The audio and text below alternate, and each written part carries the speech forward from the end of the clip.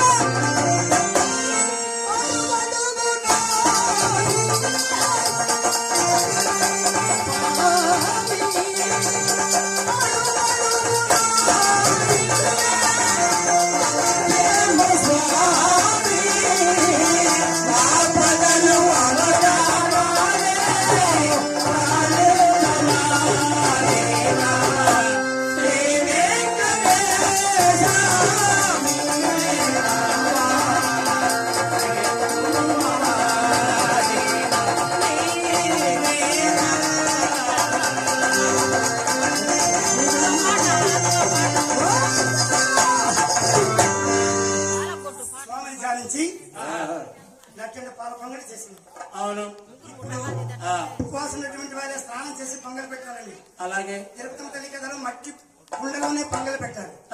దయచేసి మా గురువాజ్ఞ. తిరుపతి తల్లి మట్టి కుండలోనే పొంగలు చేసింది. అంటు లేనటువంటిది మట్టి కుండ కనుక ఆ పొంగలు చేసే నాటి నుండి వారి యొక్క పరిస్థితి ఎలా ఉంటాము.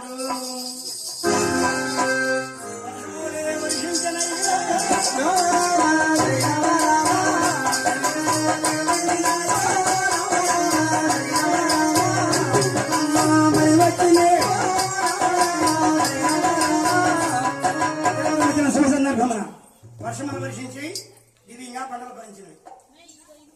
ఈ కౌలు పొలం సేద్యం చేస్తున్న సొంత పొలం లేదు. కాకినాడ కౌలు పోను 40 గుంటల ధాన్యం మిగిలింది.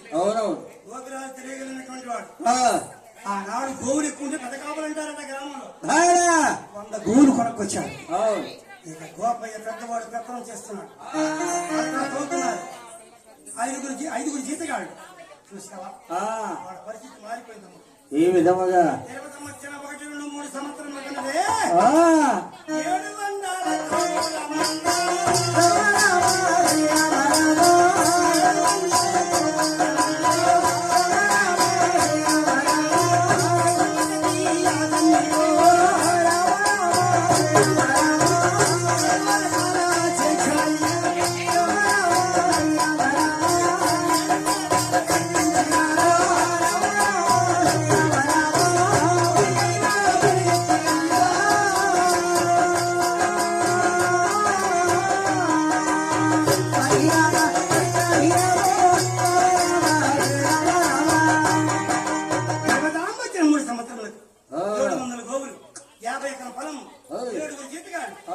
మట్టి పట్టుకుంటే బంగారం అయిపోతుంది. కాకండి అందుకే గొడ్డు వచ్చిన బిడ్డ వచ్చిన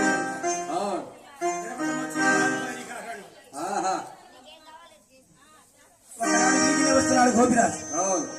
గోపయ్య ఇంతకు ముందు కిరణా మీకు అన్నం ఉన్నది. ఉండడానికి ఇల్లు ఉన్నదా? నీ భార్య తిరుపతి వచ్చింది.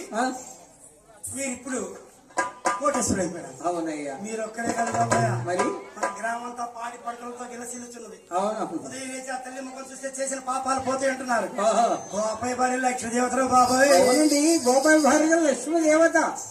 అందరూ లక్ష్మీ లక్ష్మి అంటుంటే గోపాయి మనసు ఎలా ఉంది? ఎలా ఉన్నదండి?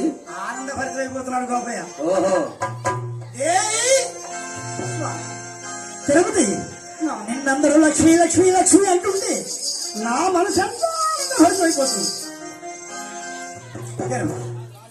మన గృహాన్ని ప్రయత్నం చేయాలి. నాకెందుకు రాదా? నాకన్నా ఎత్తైనది. నా మాట కాదని భర్త మాట అనుమాత్రమైన మీరు ఇక తాళం తీసుకుని ప్రయత్నం చేసుకుని తిరుగుతున్నారు. ఏ విషయంలో ఉదయం లేచి తులసి రక్ష నమస్కరిస్తుంది. జోగి జంగం పట్టు బ్రాహ్మణులు దానం చేస్తుంది. చూసావా, భూదానం అంటారు. అలాగనే ఈ తిరుపతమ్మ కథలో ఎన్నో ప్రైజులు వచ్చినా మీ అందరికీ తెలుసు. ఎంత ఇప్పుడు ఆ వెంకటేశ్వర స్వామి తిరుపతమ్మ వచ్చింది మారిపోయినారు. పెత్తనం ఎలా చేసింది తిరుపతమ్మ? ఎలాగండి? అరగంట ఫోన్ చేసి పెడుతుంది. ఒక్క నాణ్యని 10 నాణ్యని పెరగడం లేదు.